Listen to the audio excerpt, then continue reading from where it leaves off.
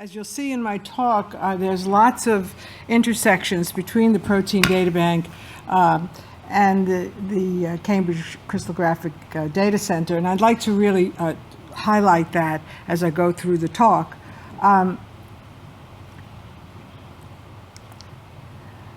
So the data pioneers, from my point of view, was the CSD, and here's an early picture. Here's a picture of Olga and Frank showing, I don't know when this picture was taken exactly, but I mean, it shows them when they were already in the new building, which I visited very soon after it had been built, and this is one of the older buildings. We also, through the years, intersected. Here's a picture of Olga and Dorothy with Benjamin Franklin, who somehow appeared in Philadelphia at an ACA meeting in 1988. And then about 20 years ago, there was a meeting to celebrate the Protein Data Bank SwissProt anniversary. This was the 25th anniversary of the Protein Data Bank and the 15th anniversary of SwissProt, and this meeting was in Jerusalem. It was organized by Joel Sussman and Amos Bayrak, and here's Olga again, and then here are some of our buddies. This is Janet Thornton, who'd recently stepped down as the head of the EBI. It's myself, and then Shoshana Vodak. We tended to hang out together all those for many, many years. Sharing some common interests. Now, the structural pioneers, from my point of view and from everything we've heard so far, was again J.D. Bernal, who I did not have the fortune to meet, but always heard about him through all the people who trained me. And then there was Dorothy, who I was very fortunate to have met on several occasions, and then Kendrew and Perutz. And so these were the key people who formed not just the science, but the sort of culture of crystallography, which we're so fortunate to be a part of. So to talk about the PDB, you have to first sort of think about what the history of structural biology was. And these are the first four structures deliberately shown in different representations, because that's one of the things that we like to do, crystallographers, represent our molecules in different ways depending on what we're trying to understand. And here's a picture of myoglobin done by Perutz and Kendrew, and then hemoglobin by Perutz. A beautiful rendition of lysozyme done by David Phillips, and this picture was drawn by Irving Geis, who was not a scientist but loved to draw molecules, and was very responsible for a lot of our education in crystallography. And then finally, for the Americans, ribonuclease was very important because it was the first American structure, and I remember in 1967 attending an American Crystallographic Association meeting in Atlanta, Georgia, where we were transfixed as both the groups from Yale and Buffalo talked about their determinations of the structure of ribonuclease. So this was all in the 60s, late 50s and 60s, that structural biology became a force in our science. In thinking about structural biology and thinking about the PDB, one has to think about the science, and this is shown chronologically, the kinds of structures that we saw in the 70s, the small proteins, and then tRNA, and then in the 80s, we got the virus structures. In the 90s, structures of protein DNA complexes, and then the big ribosome structures that we saw in the 2000s, and now what we're dealing with is large macromolecular machines. So we have the science that continues to evolve, And then we have to think about the technology of what was the technology that allowed those structures to be determined. And so we have in the early years X-ray diffractometers, punched cards, and then there's a picture of the famous Richards box with a protein being built into it. In the 1980s, we have the synchrotron radiation becoming available and allowing us to be able to look at proteins with very intense X-ray beams. And then the appearance of NMR as a structure determination method. And then, of course, computers begin to become more and more powerful. In the 90s, we see electron microscopy. We see very fast computers, very fast detectors. And again, that allows us to do all of these incredible structures. In the 2000s, we see the advent of structural genomics, and with that, the high throughput crystallography and the use of robots, so that that actually meant that routine structures, instead of costing $200,000 to determine, could cost on the order of $50,000 to $60,000. And contrary to what many people thought would happen, the quality of those structures got to be very, very high. And so we had very well-determined structures in a high throughput manner. In the 2010s, we're starting to look at these very large macromolecular machines whose structures are being determined by many different methods put together, and the emergence of hybrid integrative structure determination as a type of way of doing structures. And so this is the evolution of the technology. But from my point of view, more important almost than all of this is the evolution of community and community attitudes, and how that shaped what happened in the case of the PDB. And this is what I'm going to talk about in this talk, where we have the archive established in 1971, the evolution and the creation of deposition guidelines, standardization, the use of mmSIF, the formation of the worldwide PDB as an international organization, and now a heavy emphasis on validation as we begin to look at these structures that are being determined by many different methods. So in 1971, as Colin said, there was a meeting at Cold Spring Harbor where, as Olga mentioned about something else, the real important part happens at the bar, where we saw Walter Hamilton, who had come down for that meeting, and here's a picture of Walter. And this is a picture of Hal Wyckoff, one of the ribonuclease authors. And we told Walter that we really wanted to have a PDB, and one of the important people in all of this was Edgar Meyer. Here we had, before Cold Spring Harbor, we made a petition saying that there needed to be a PDB. I have no idea who we thought we were going to influence this way, but that's how we did things back then. And we had a meeting in the early prior to this one to say we really need to do this. We approached Walter. Walter said, "Sure, we'll have a PDB." That was it. And so that was in June of 1971.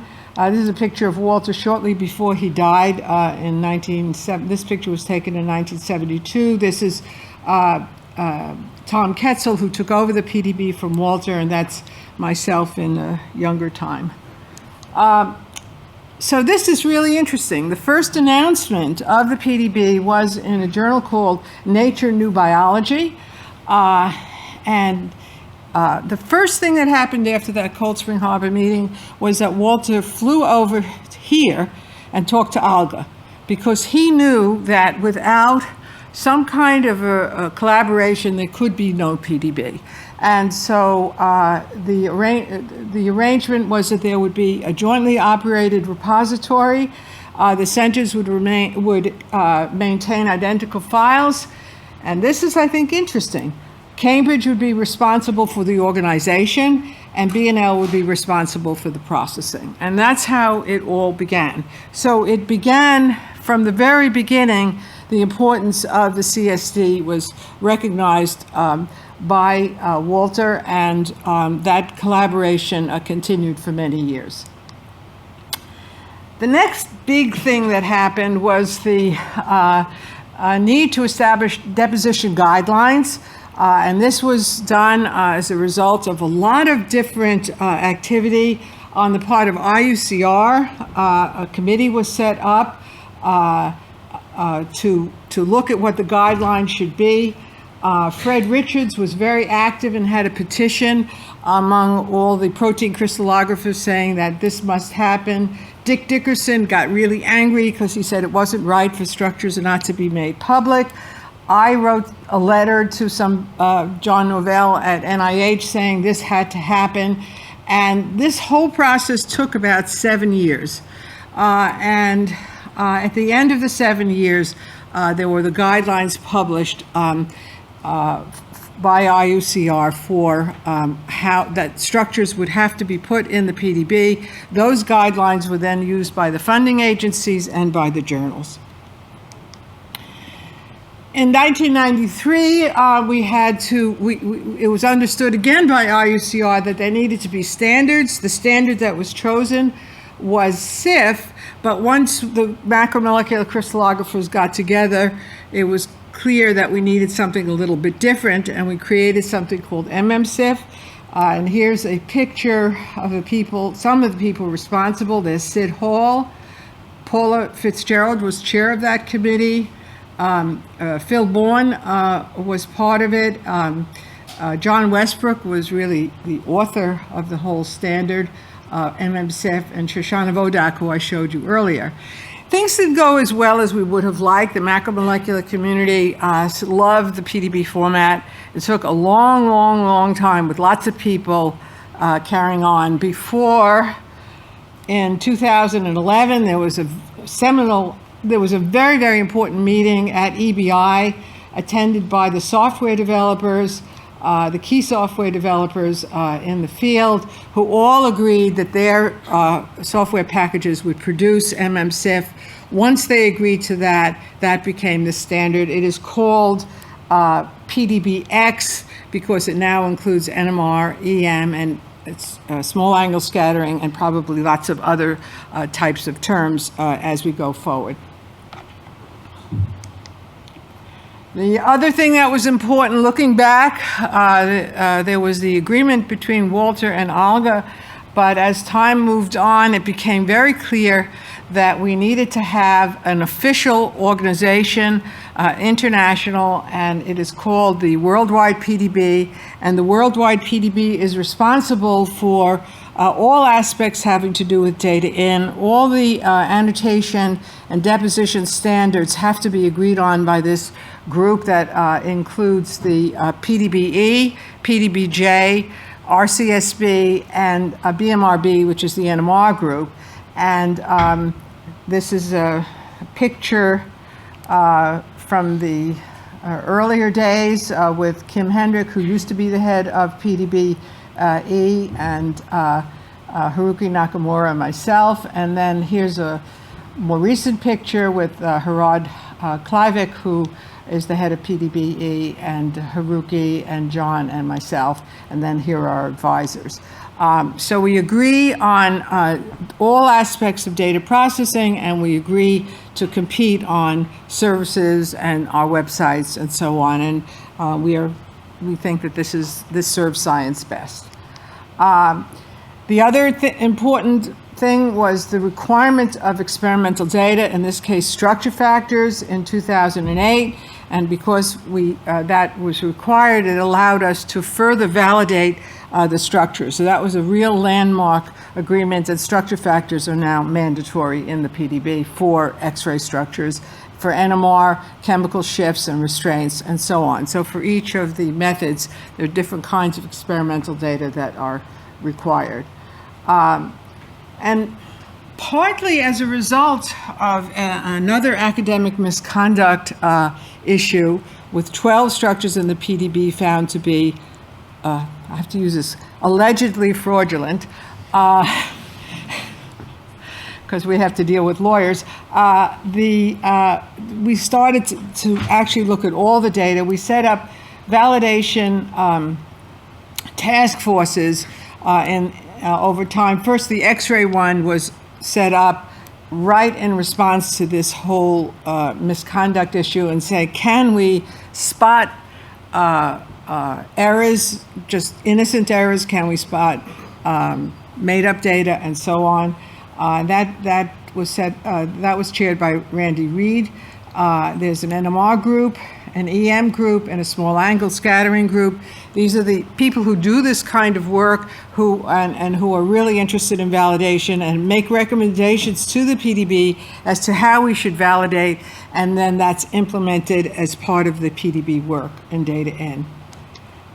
So here's a sort of picture of where we are. We have something like 200 new entries per day.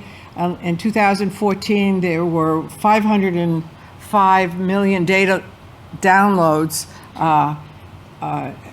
in the PDB. So there's basically at least 1 million downloads of coordinates. And I don't have to explain to this audience, thank God, what a coordinate is, but other audiences do. So anyhow, there's 1 million, approximately 1 million a day of coordinates are downloaded, and we continue to have the growth. And the location of where these things come from, about approximately a third from America, a third from Europe, and then slightly less from Asia and other places. And so we track this in order to figure out how to do our workload and so on. So the PDB, the science, there's more than 109,000, it's probably by now 110,000 structures of the molecules. The technology of the PDB is an archival database with worldwide distribution sites, and the community is very, very broad, and we've, because of our funding mechanism, we have to track our community and figure out what they're doing with the data, and that's a huge challenge, but very important because we are publicly funded and we have to say what's going on with the data without being intrusive towards the actual people who are downloading the data. So don't ask me, but you can, how we actually do that tracking. And so what has the PDB enabled? For sure, safe storage of the biomacromolecular data. That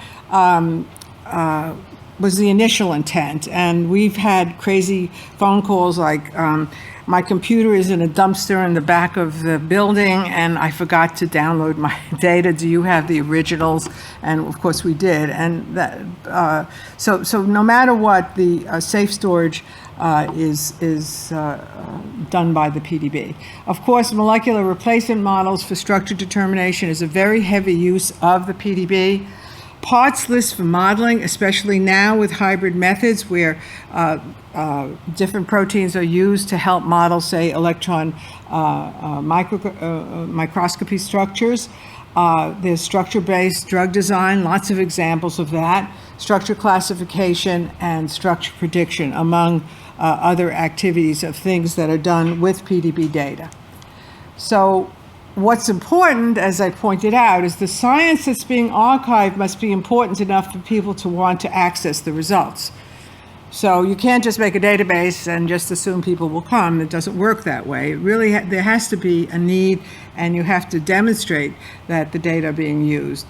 The technology for the data archiving has to be examined all the time because it changes, and we have to change as the IT changes.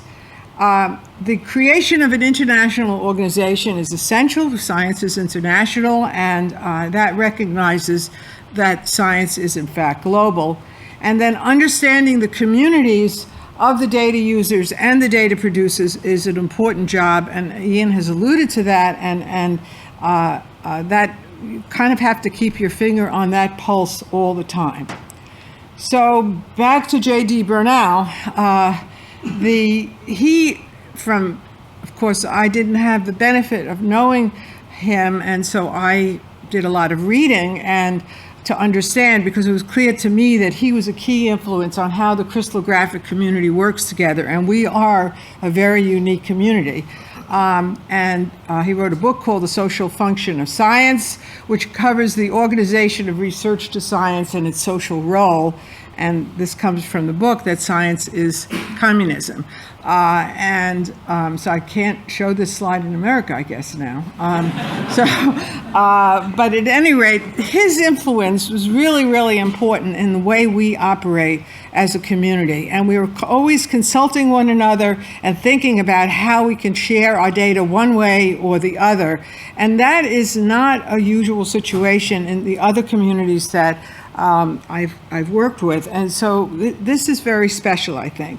So when I gave this talk once to a library community, the first thing they said to me is that, oh, you guys follow the rules of Elinor Ostrom. Now, Elinor Ostrom won a Nobel Prize in 2009, and what she talks about is the bottom-up collective action can work better than top-down enforcement. And we all know that, but she actually came up with rules for how that works. And the rules I show here, and they were interpreted for me by Avi Dixit, who is also an economist and a game theory expert. And he explained what she did and why it was so important, and explained to me that we fit into her model as long as we don't get too big, he said. So I have to worry about that.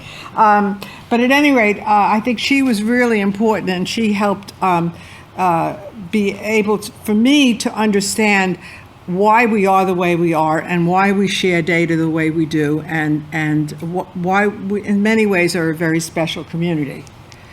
So, back to the CSD. I was at a meeting a couple years ago, the ACA meeting, and we had a booth. And across from me was the CCDC booth, and Colin was there. And he says, we're thinking of setting up something in America. And I said, where? He said, New Jersey. I said, where? He said, Central New Jersey. No, he didn't say that. He said, I'm not sure. And then we talked the next day, and he said, Central New Jersey, and he gave the name of a town. And I said, oh, well, we're there. Maybe we could get together. And so the next thing we know, the CCDC has a set of offices in the same building that the PDB occupies, which is this beautiful new building. Here's a picture of Paul Davies, who heads up that group, and then Stephen Burley, who is now the head of the PDB. And that co-location of the American branch of CCDC has been really quite wonderful for, I think, well, certainly for us, and I think for CCDC.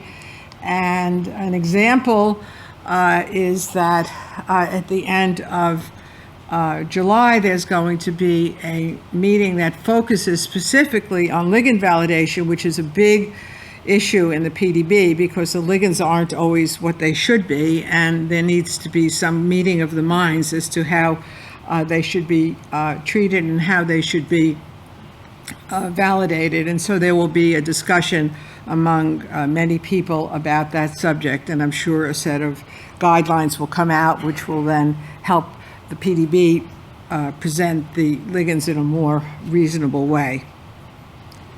And so finally, we come back to Cold Spring Harbor.